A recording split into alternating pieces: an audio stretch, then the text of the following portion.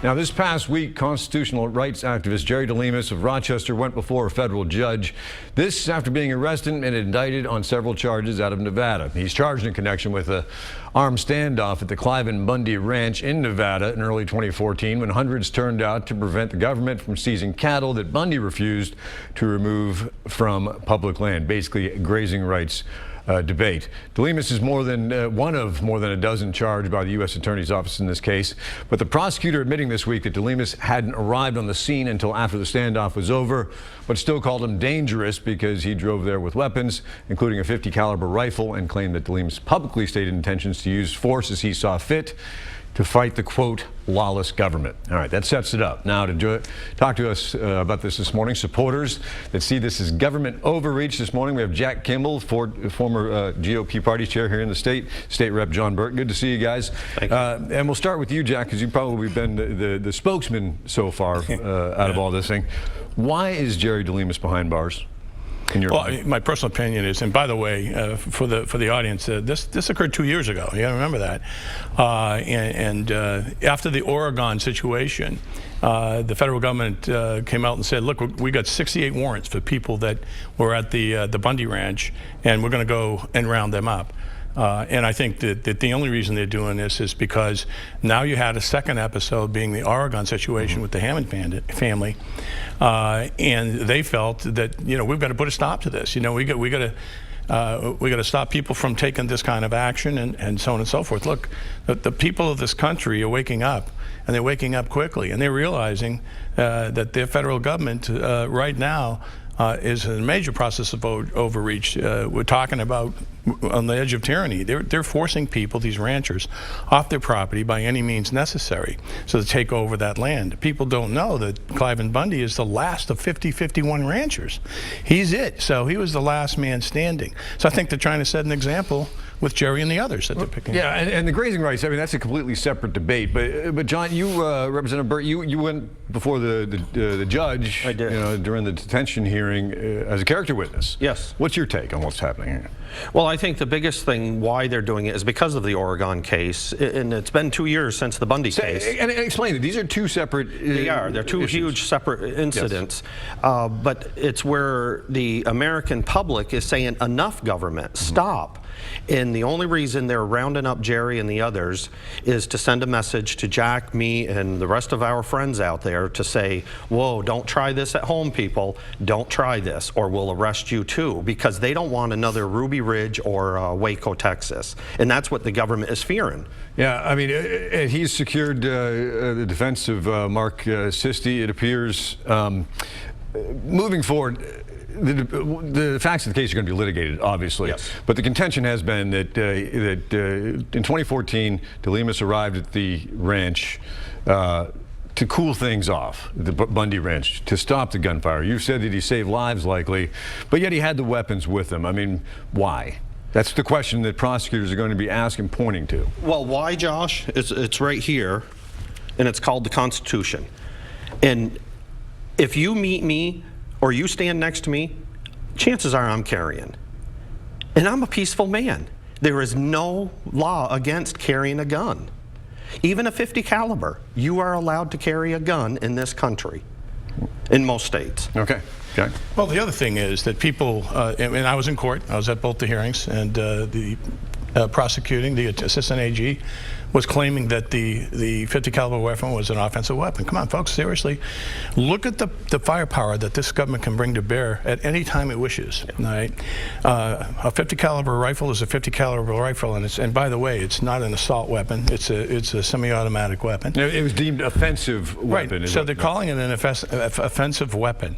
Sorry, folks, but a weapon is a weapon, and it depends on how it gets used in whatever hands. But that can be a defensive weapon as well. So if the Bundy Ranch was attacked by the FBI or the feds, then those weapons become defensive. Right. So it's not even about that at this stage. They're using that.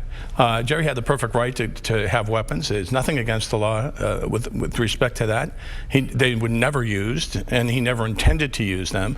If you know Jerry DeLemus, you know he's a man of peace. He went out there and actually because of Jerry, it is my firm belief, no shots were fired. That is not what he wanted. He went there to stand tall for a man that was being, in my view, terrorized by the BLM. And Cliven Bundy's a brave patriot, and he decided, I'm going to protect my family and my land and my property from this government overreach. I've done everything I could up until this point. Now they're killing my cattle, and now they're stealing my cattle. Enough's enough. And basically, I completely concur and agree with his actually putting the word out and asking for help and assistance. Now, I mean, he is facing clearly some serious charges. We'll just throw up a few of them there.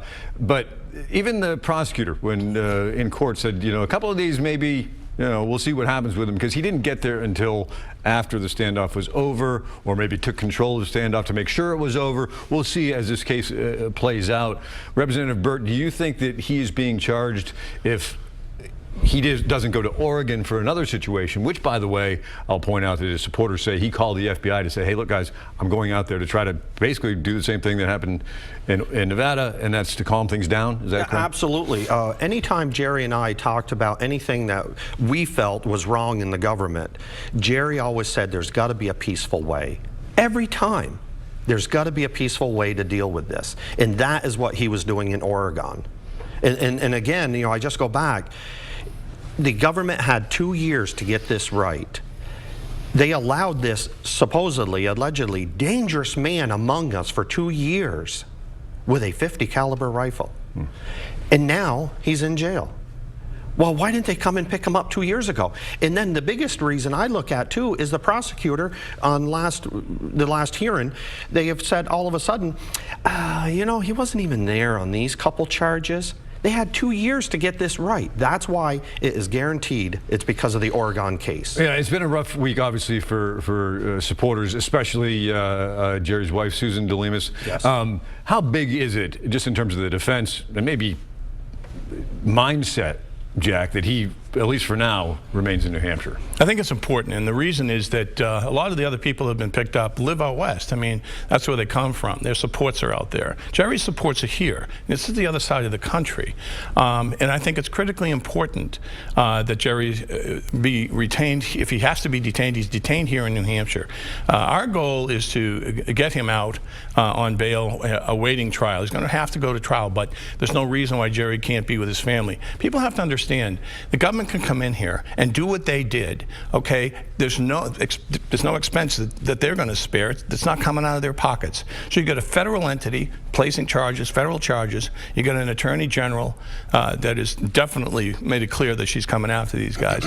Federal. And then you go to a federal court with a federal judge. All of this, okay, against one individual who absolutely doesn't have the financial wherewithal to fight this and so on and so forth. So we're going to help with that. Those are the things that we can do. By the way, patriotjerry.com, patriotjerry.com, to help Jerry out. So what we want to do and have worked on is get him better representation. Mark Sisti, I think, arguably one of the best, if not the best, defense attorneys in the state, has taken up this case. We're thrilled. And we're going to move forward to appeal the last hearing's decision. The good news was that he was found not a flight risk. So now the big gorilla in the room is the actual calling him a danger to the community, which he is not. And that decision is going to be made at the next hearing, which probably won't occur until the end of this month, because this new attorney is going to come on and he's going to put together a pretty powerful case for Jerry being released. Okay, and I want you to kind of elaborate on why you believe he's still in jail, because the judge, in the ruling itself, the detainment order ruling, did say that the government didn't prove, or even come close really, to proving his case that he's a flight risk, but it's the dangerousness of the charges is why he needs to be behind bars. Do you think that's going to be something that's explained away pretty easily? I think so, especially when you start explaining, the peacefulness of Jerry and why he went out there to the Bundy Ranch and also to Oregon. I think that's going to be explained away very easily. Let me ask you about perception. There's pictures of Jerry out there holding his guns and things like that, and of course there's nothing wrong with that. Yeah. But there's concerns like, we don't want to put forth this image, because you brought it up. It conjures up thoughts of Ruby Ridge and Waco and things like that. But yes, Jerry DeLemus is your friend, guys. I mean, you said that, but you said that's not the only reason you're really getting involved here. Jack, kind of, why are you so passionate about this? Yeah, I'm very passionate about this because if not but for the grace of God, there go a lot of us. We who are prior military guys, you are, I am, Jerry is, we took an oath to protect, defend, and uphold the Constitution from all enemies, foreign and domestic. We take it seriously. We still take it seriously. And we now, a lot of us, have recognized what's going on in this country. This current administration has divided this country like no other president has ever divided it. He is now really and truly ruling with an iron fist when it comes to the good guys. They're coming after the good guys. You have to take a look at what he's doing on the other side, the flip side. We already now know he's been supporting ISIS. He's let 5 of the top Taliban generals go. 3 of the 5 are back in the fray. Well, all right, this is insanity. We are getting bigger picture, and I see your point that you're making. That's why a lot of people, have concerns about the direction of the federal government. I want to end with this. Before Mark Sisti became his legal representation, he's very anxious to tell his story, and that's Jerry DeLemus. We requested an interview. We had to go through the federal marshals, never got approval for that. But again, Jerry wanted to talk over the phone or do an interview. His attorney said that's not a good idea, so that's not going to happen. How's he doing, and what do you believe his argument will be moving forward? Well, I spoke to Jerry a few times, actually 3 or 4 times in the last couple of days. If Jerry's doing okay. I mean, Jerry's a prior Marine, and Jerry made it clear, if it was just me, it wouldn't be that difficult. I can handle it. But my wife and my mother-in-law was very sick, as you know, with Alzheimer's. He says, I'm the other half of the care for her. With not me there, Sue's got the whole football game. And he's the primary breadwinner, so the income has stopped. So this is tearing a good family apart for no good reason, in my view. And this is just to set an example. So Jerry moving forward, I think you're going to find now that he's got Mark Sisti to represent him, we're going to move forward, and there'll be some good decisions hopefully coming down the path. Well, gentlemen, obviously you're convicted in your support and your belief of Jerry DeLemus and what he may stand for. Obviously, the federal government wasn't here to give their case. We're going to hear that as it moves forward. But I do appreciate you joining us on the program. And best of luck to both of you guys moving forward. Thanks for joining us. Thanks for having us, Joe. Good to see you.